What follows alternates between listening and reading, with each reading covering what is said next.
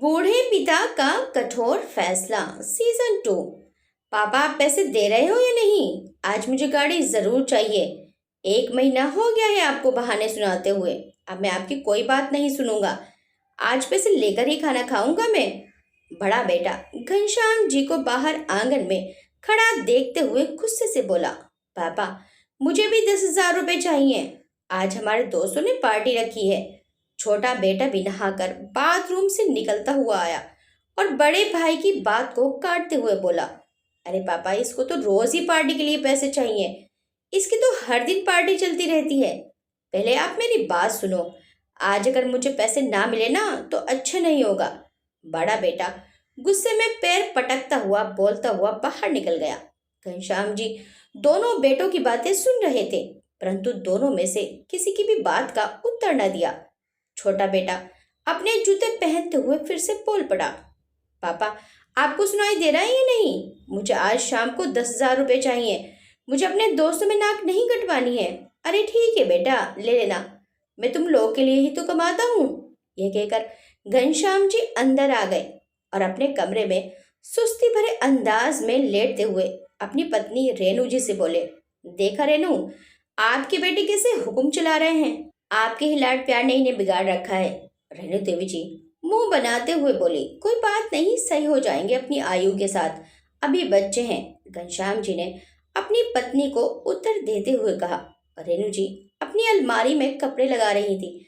अपनी अलमारी में से काम छोड़कर उनके पास आकर बैठ गई और अपने पति घनश्याम जी से कहती हैं, बच्चों को इतना बिगाड़ना भी ठीक नहीं होता है कि उनकी हर फरमाइश पूरी की जाए। बच्चों की जो फरमाइश सही होती है उसे ही पूरी करनी चाहिए, नहीं तो बच्चे हाथ से निकल जाते हैं। अरे विशाल की माँ, तुम तो खाम खा बच्चों से चलती रहती हो। मेरे बच्चे हैं, कभी हाथ से नहीं निकलेंगे। देखना जब इनके ऊपर जिम्मेदारी पड़ेगी तो खुद ब खुद ठीक हो जाएंगे। बड़ी मन्नतों और मुरादों से संतान का सुख प्राप्त हुआ है। जब वे मुझसे कोई चीज मांगते हैं तो मैं मना नहीं कर पाता। मेरा उनकी हर फरमाइश पूरी करने का दिल करता है, इसलिए मैं उनकी हर फरमाइश पूरी कर देता हूँ। घनश्याम जी ने मस्ती भरे अंदाज में पत्नी को बोला। घनश्याम जी अपने गांव के सरपंच होने के साथ साथ बहुत दयालु और विद्वान पुरुष थे। गांव का कोई भी मसला हो वे अपनी सूझबूझ से हल कर लिया करते थे। लोग उनकी बुद्धि की बहुत तारीफ किया करते थे। उनके पास कभी भी कोई मदद के लिए आए तो वे इनकार नहीं करते थे। गरीबों की सहायता करने में वे हमेशा आगे रहते थे, इसलिए गांव में उनका बहुत मान सम्मान था। गांव के लोग उन्हें बहुत इज्जत की दृष्टि से देखते थे। घनश्याम जी के 2 पुत्र थे, बड़ा विशाल और छोटा अविनाश। ये दोनों पुत्र बहुत मन्नतों और मुरादों से कई सालों के बाद हुए थे। घनश्याम जी उन्हें अपने हाथों छांव पर रखते थे। घनश्याम जी के लाड प्यार ने उन्हें बहुत ज्यादा बिगाड़ दिया था। घनश्याम जी अपने दोनों पुत्रों से अत्यधिक प्रेम करते थे। उनकी हर अच्छी बुरी ख्वाहिश को पूरी कर देते थे। पत्नी कुछ बोलती या समझाती तो उसे चुप करा देते। घनश्याम जी सोचते थे कि समय और आयु के साथ साथ जब उनके ऊपर जिम्मेदारी पड़ेगी तो दोनों का स्वभाव बदल जाएगा। विशाल पूरे दिन गांव की गलियों में घूमता फिरता, कभी किसी को परेशान करता कभी किसी को, और अविनाश पूरा दिन अपने निकम्मे दोस्तों के बीच रहता। गांव के सरपंच घनश्याम जी के बेटे होने के कारण लोग उन्हें कुछ ना कहते। घनश्याम जी अपनी जमीनों पर खेती बाड़ी का काम देखते या गांव के मसलों को देखते रहते, लेकिन अपने बच्चों पर कोई ध्यान न देते और जितने पैसे मांगते उतने पैसे निकालकर उन्हें दे देते। समय बढ़ता गया, अविनाश और विशाल में कोई बदलाव नहीं आया। समय के साथ साथ दोनों बहुत आलसी और ढिठल्ले हो गए। घनश्याम जी के कहने पर भी कोई काम ना करते, दिन भर गलियों में घूमते रहते। गांव वाले भी उनकी इस आदत से परेशान हो गए थे। घनश्याम जी के लाड प्यार ने उन्हें इस कदर बिगाड़ दिया था कि वे माँ बाप के साथ साथ किसी और की इज्जत भी नहीं करते थे। घनश्याम जी ने भी अपना रवैया इन दोनों के साथ अब सख्त कर दिया था और गुस्से से कहा था कि अब बस बहुत हो चुका। तुम दोनों के बारे में पूरे गांव में बातें बनने लगी हैं। तुम दोनों मेरी नाक कटाकर मानोगे। अगर तुम काम नहीं करोगे तो अब मैं तुम्हें 1 रुपया भी नहीं दूंगा। मेरे साथ जमीन खेतों का काम संभालो। रेणु देवी जी भी कहती हैं, मैं आपको पहले ही कहती थी कि इन्हें इतना मत बिगाड़ो, किंतु आप हमेशा मेरी बात हंसी में टाल देते थे। गांव की औरतें भी आकर मुझे इन दोनों के बारे में बताती हैं। घनश्याम जी कहते हैं कि मुझे भी दो चार लोगों ने अब टोक दिया है। अब मैं इनकी हरकतें और बर्दाश्त नहीं करूंगा। माता पिता की बातें सुनकर दोनों के होश उड़ गए। ठीक है पापा, आज से जो भी आप बोलेंगे हम वही करेंगे, दोनों ने एक स्वर में कहा। घनश्याम जी अब बुढ़ापे की ओर बढ़ रहे थे। सोच रहे थे दोनों बेटे काम पर लग जाएं तो मुझे भी सुकून आ जाए, फिर मैं दोनों की शादी कर दूं। अविनाश खेती बाड़ी का काम संभालने लगा और विशाल पिता के साथ गांव के मसलों में हाथ बटाने लगा। दिन प्रतिदिन दोनों सही होते जा रहे थे। घनश्याम जी को लगा अब दोनों सुधर गए हैं। एक दिन घनश्याम जी ने रेणु देवी जी से कहा, देखो भाग्यवान, अब तो दोनों बच्चे सुधर गए हैं, काम पर भी ध्यान दे रहे हैं और अब तो दोनों अपनी जिम्मेदारियां समझने लगे हैं, तो अब हमें इन दोनों की शादी कर देनी चाहिए। रेणु देवी जी कहती हैं, ठीक है जी, मुझे भी अब यही लगता है कि दोनों बच्चों में बहुत सुधार आ गया है, इसलिए अब इनके लिए लड़कियां देखना शुरू कर देते हैं। घनश्याम जी और रेणु देवी जी दोनों अपने दोनों बेटों के लिए लड़कियां देखना शुरू कर देते हैं। फिर कुछ समय पश्चात दोनों अपने पुत्रों की शादी कर देते हैं। रेणु देवी जी भी अब बूढ़ी हो चुकी थी। हड्डियों की जान गिरती जा रही थी। घुटने भी जवाब देते जा रहे थे। उन्हें भी अब आराम की जरूरत थी। वे अपनी दोनों बहुओं को अपनी बेटियों की तरह रखती थी। कुछ दिन प्यार दिखाने के बाद दोनों बहुओं ने अपना असली रंग दिखाना शुरू कर दिया। छोटी बहू थोड़ी विनम्र थी, लेकिन बड़ी बहू अत्यंत कठोर थी। उसने छोटी बहू को भी अपने कब्जे में कर लिया था। अपनी सास से इतना प्रेम पाने के बावजूद भी वे अपनी हरकतों से बाज न आती और सास को ताने मारने में कोई कसर बाकी न जाने देती थी। एक दिन रेणु देवी जी को सर्दी से तेज बुखार चढ़ा था। उनका शरीर अत्यधिक तापमान के प्रकोप की गिरफ्त में जकड़ा था। शरीर में कंपन के कारण उनसे उठा तक नहीं गया। रजाई में लिपटी हुई सिकड़ी हुई असहनीय पीड़ा से तड़प रही थी। घनश्याम जी भी घर पर नहीं थे। दोनों बहुओं में से कोई भी उनके पास नहीं थी। वे अपनी छोटी बहू को आवाज देती हैं, बहू जरा मुझे दवाई दिला दो। छोटी बहू दूर होने के कारण उनकी बात सुन न सकी। बड़ी बहू ने सुनकर भी अनसुना कर दिया और बड़बड़ाने लगी, बुढ़िया खाट पर लेटकर परेशान करती रहती है बस। एक तो सारा घर का काम करो, फिर इस बुढ़िया की तीमारदारी करो। अरे भाड़ में जाए बुढ़िया। रेणु जी बुखार में तपती रही, ठंड लगती रही, लेकिन बड़ी बहू ने जरा भी उनकी तरफ ध्यान नहीं दिया और उल्टा सीधा बोलकर अपने कमरे में जा घुसी। छोटी बहू भी अपने कमरे में जा घुसी। घनश्याम जी दोनों अपने बेटों के साथ बाहर से आते हैं। दोनों बेटे आते ही अपने कमरों में घुस जाते हैं। घनश्याम जी रेणु देवी जी का यह हाल देखकर बहुत दुखी होते हैं। वे अपने बड़े बेटे विशाल को आवाज देते हैं, जरा जल्दी डॉक्टर को लेकर आओ, तुम्हारी माँ की तबीयत बहुत खराब हो रही है। पापा, मेरे सर में बहुत दर्द है, मैं नहीं जा सकता, आप खुद लेकर आ जाओ। विशाल तिड़क कर जवाब देता है और कमरे में से हंसी मजाक की आवाजें आती रहती है। फिर घनश्याम जी छोटे बेटे अविनाश को आवाज देते हैं, अरे अभी जरा तू ले आ डॉक्टर। अभी भी तिड़क कर बोलता है, पापा यार ये क्या तरीका है, अभी अभी आया हूँ, सांस भी लेने दोगे या नहीं, मैं नहीं जा रहा हूँ। विशाल और अविनाश का ये व्यवहार देखकर घनश्याम जी को उन पर बहुत क्रोध आता है, लेकिन कुछ नहीं बोलते और अपनी छड़ी उठाकर डॉक्टर को बुलाने के लिए बाहर निकलते हैं। घनश्याम जी दौड़ते दौड़ते जाते हैं और डॉक्टर को रेणु देवी जी की तबीयत के बारे में बताते हैं और उसे अपने साथ लेकर आते हैं। जब घर के अंदर आते हैं तो जल्दी से कमरे में जाते हैं और रेणु देवी जी का चेहरा अपने हाथों में लेते हैं। रेणु, रेणु, डॉक्टर साहब जल्दी से देखिए, मेरी रेणु अब तो बोल भी नहीं रही है। डॉक्टर जल्दी से चेकअप करते हैं, लेकिन रेणु देवी जी कोई हरकत नहीं करती हैं और डॉक्टर उन्हें मृत घोषित कर देता है। ये सुनते ही घनश्याम जी नीचे गिर जाते हैं और रोने लगते हैं। हाय मेरी रेणु, थोड़ा सा तो इंतजार किया होता, मैं आने लग रहा था डॉक्टर को लेकर, तू तो पहले ही मुझे छोड़कर चली गई। मैं अब किसके सहारे जीऊंगा, क्या करूंगा। घनश्याम जी दहाड़े मारकर रोने लगते हैं तो बेटे बहुएं दौड़े आते हैं। वे अपने बेटों से कहते हैं, देखो तुम्हारे कारण मेरी रेणु मुझे छोड़कर चली गई।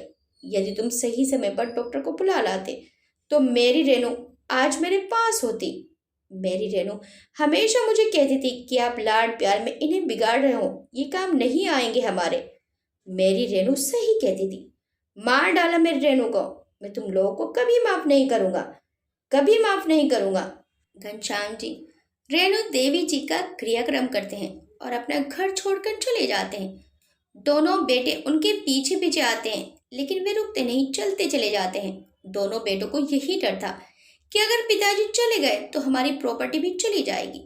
अविनाश विशाल से कहता है, जल्दी पापा को ढूंढ कर लाओ, वरना हमारे हाथ कुछ नहीं आएगा।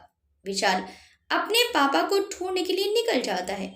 घनश्याम जी एक पेड़ के नीचे बैठे रो रहे थे। विशाल उनसे माफी मांगता है, लेकिन वे मानते नहीं।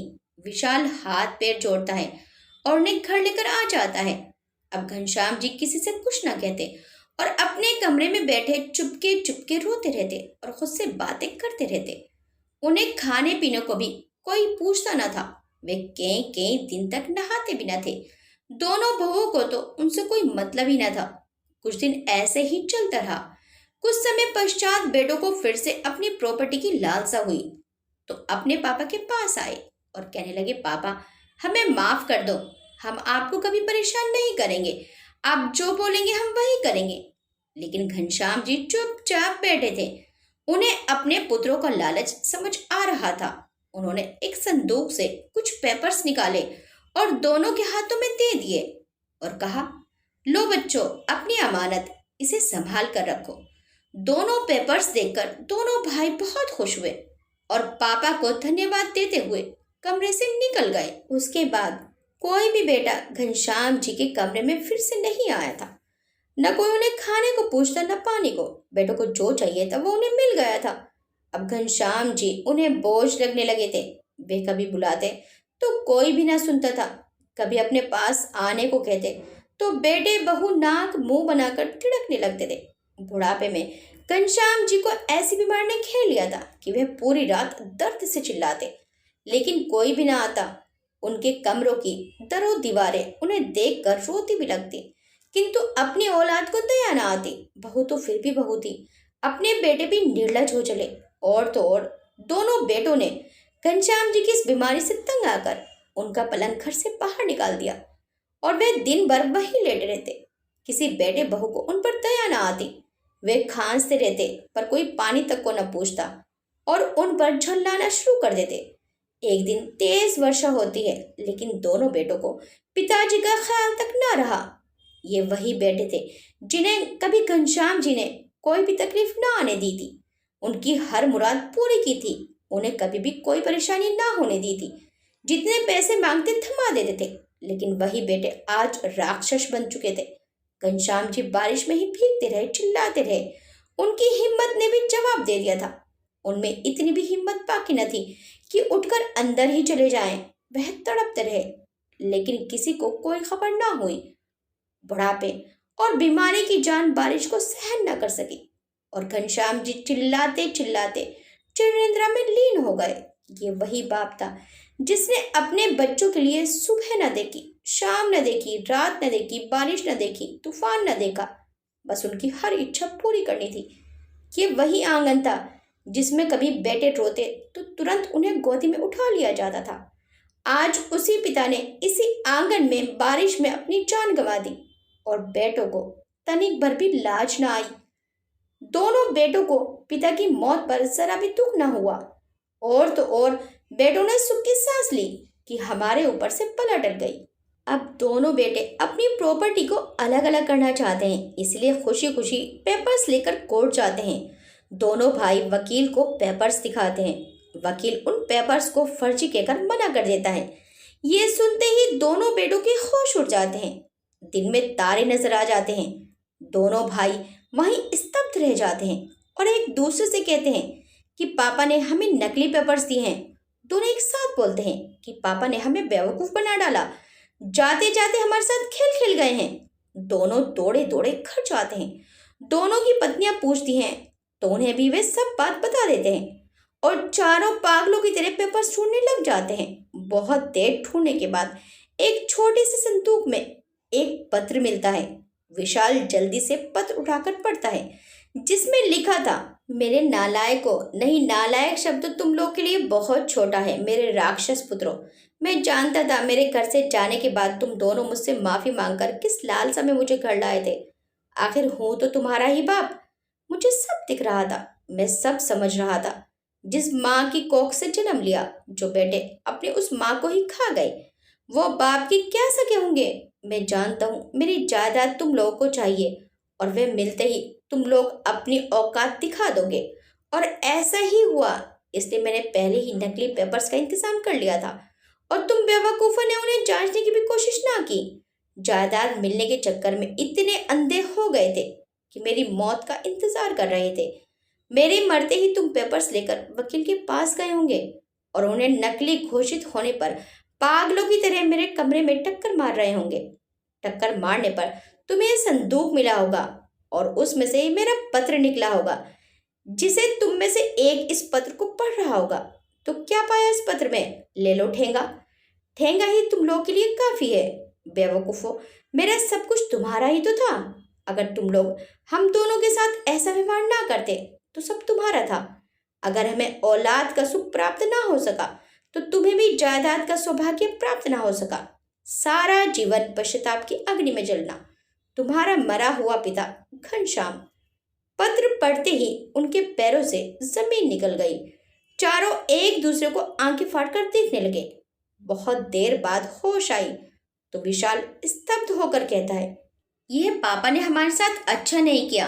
पापा ने जब हमें नकली पेपर्स दिए हैं तो असली पेपर्स है कहाँ? हमें उन्हें ढूंढना होगा। अविनाश, जो कि अपना सिर पकड़े हुए बैठा था, वे भी अपना सिर ऊपर उठाकर कहता है, हाँ भाई, तुम ठीक कह रहे हो। हमें वे पेपर्स जल्दी से जल्दी ढूंढने पड़ेंगे। तभी बाहर से किसी के दरवाजा खटखटाने की आवाज आती है। दोनों भाई बाहर जाकर देखते हैं तो बाहर उनके पापा के दोस्त वकील साहब चंद्रशेखर जी खड़े थे। उनको देखते ही दोनों बेटों के होश उड़ जाते हैं। दोनों बेटे एक साथ बोलते हैं, अंकल आप यहाँ। इससे पहले कि दोनों भाई कुछ और बोलते, वकील साहब कहते हैं कि मेरे पास कोर्ट के ऑर्डर हैं। तुम्हें ये घर अभी के अभी खाली करना होगा। तुम्हारी जमीन, घर और जितना भी सामान इस घर में मौजूद है, वे सब का सब तुम्हारे पिता घनश्याम जी ने अपने मरने से पहले ही गांव के गरीब लोगों के नाम कर दिया था और इस सब के कागजात मेरे पास रखवा दिए थे।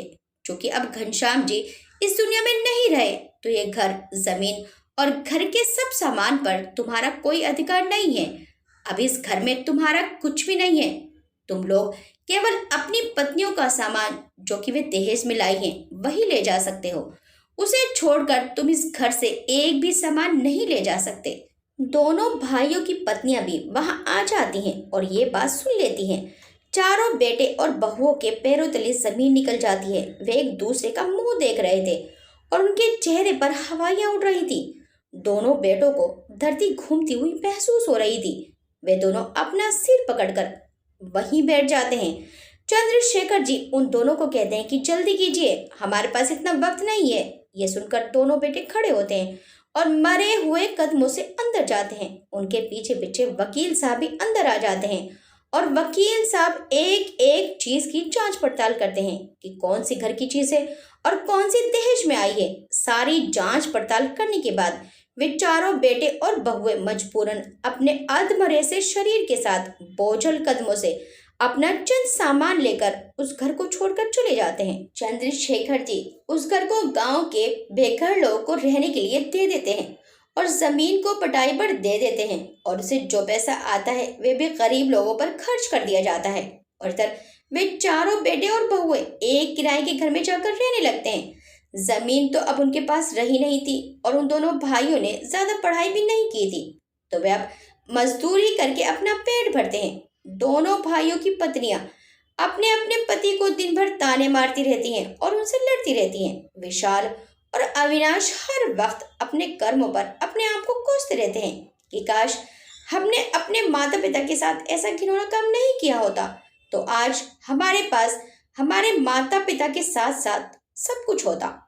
अब पछताए होत क्या जब चिड़िया चुग गई खेत। इस कहानी से हमें यही सीख मिलती है कि एक घर बनाने में इंसान की पूरी जिंदगी निकल जाती है और माता पिता हमें अपना घर खुशी खुशी देते हैं, तो हम उनके साथ इतना नीच कर्म क्यों करते हैं। बच्चों को माता पिता की प्रॉपर्टी तो चाहिए, लेकिन माता पिता नहीं चाहिए, जबकि वह प्रॉपर्टी माता पिता ने बड़ी मेहनत और लगन से बनाई है। इतनी प्रॉपर्टी बनाने में आपको दिन रात मेहनत करनी पड़ेगी। जितनी मेहनत आपको प्रॉपर्टी बनाने में लगेगी, उतनी मेहनत आप अपने माँ बाप की सेवा में लगा दें तो माता पिता आपको खुशी खुशी अपनी प्रॉपर्टी दे देंगे। माता पिता भी खुश और बच्चे भी खुश, दोनों खुश तो पूरा परिवार खुश रहेगा। आपको ये कहानी कैसी लगी हमें कमेंट करके जरूर बताइएगा। वीडियो अच्छी लगी तो वीडियो को लाइक शेयर सब्सक्राइब करना मत भूलिएगा। मिलते हैं नेक्स्ट टाइम एक अच्छी सी कहानी के साथ। Till then bye bye.